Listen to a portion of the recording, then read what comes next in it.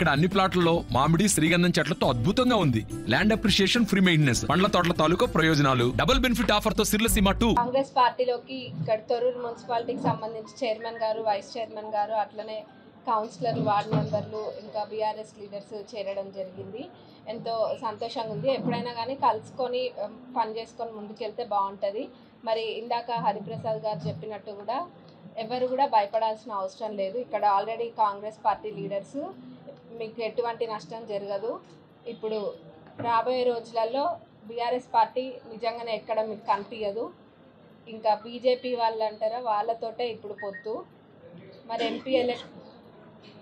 BJP వాళ్ళతోటి మరి పొత్తుంది. ఇప్పుడు ఎంపీ ఎలక్షన్స్లో కూడా మనం ఎంతో మంచిగా పనిచేసుకొని గతంలో ఎట్లయితే ఈ పార్టీ కోసం పనిచేసిండ్రో ఇప్పుడు కూడా ఎంపీ ఎలక్షన్స్లో కూడా కాంగ్రెస్కి అన్ని సీట్లు వచ్చే విధంగా అందరూ ఒక సైనికుల్లాగా చేయాలి.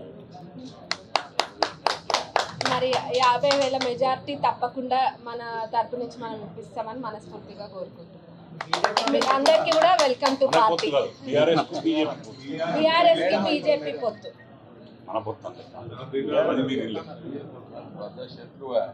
వాళ్ళతో మనకేం పొత్తుంటుంది. కౌన్సిలర్ చైర్మన్ కానీ, వైస్ చైర్మన్ గారు కానీ, మరి అట్లనే కొంత వార్డ్ మెంబర్సు, మరి బీఆర్ఎస్ నుంచి కొంతమంది లీడర్స్ జాయిన్ అవ్వడం జరిగింది.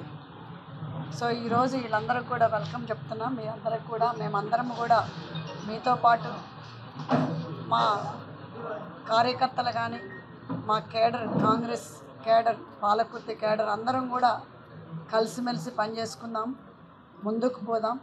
మరి ఎట్లయితే ఆ రోజు మనం ఎమ్మెల్యే గారిని 47,000 ఓట్స్ మెజారిటీతోటి గెలిపించుకున్నామో, ఇదే విధంగా మనకి రాబోయే ఎంపీ ఎలక్షన్స్ కానీ, మరి సర్పంచ్ ఎలక్షన్స్లో కానీ అంతకంటే ఊహించిన మెజారిటీతోటి గెలిపించుకోవాలని కోరుకుంటున్నాను.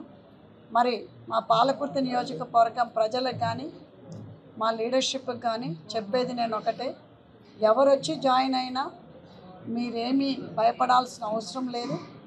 ఎవరికి ఉండే పొజిషన్స్కి వాళ్ళకే ఉన్నాయి. మీ పొజిషన్స్ ఏమీ ఎక్కడికి పోవు. ఎవరి కష్టార్జితం ప్రకారం వాళ్ళకి గుర్తింపు ఉంటుంది. ఎవరికైనా కానీ ఒకళ్ళు వచ్చినంత మాత్రాన ఇంకొకళ్ళు తక్కువ చూపు అంటూ ఉండదు. ఎవరికి ఉండే ప్రయారిటీ వాళ్ళకు ఉంటుంది. సో దానివల్ల మీరు ఎప్పుడు కూడా వెనకాడికి వేయకండి. మన అందరం కూడా ఒక అక్కా చెల్లెళ్ళలాగా, అన్నదమ్ముల్లాగా, మనం ఒక కుటుంబంలాగా కలిసిమెలిసి ఉండాలి, కలిసిమెలిసి పనిచేయాలి. మరి అదేవిధంగా మన కాంగ్రెస్ పార్టీని ఇంకా బలపరచాలి ఈ పాలకుర్తి నియోజకవర్గంలో. మరి రాను ఈ ఎంపీ ఎలక్షన్స్లో కానీ, ఎంపీ ఎలక్షన్స్ అయిపోయిన తర్వాత కానీ ఒక బీఆర్ఎస్ అనేది వినపడదు, కనపడదు మా పాలకుర్తి నియోజకవర్గంలో మాత్రం. అది నేను చెప్తున్నా, అదే మీకు వాగ్దానం కూడా చేస్తుంది.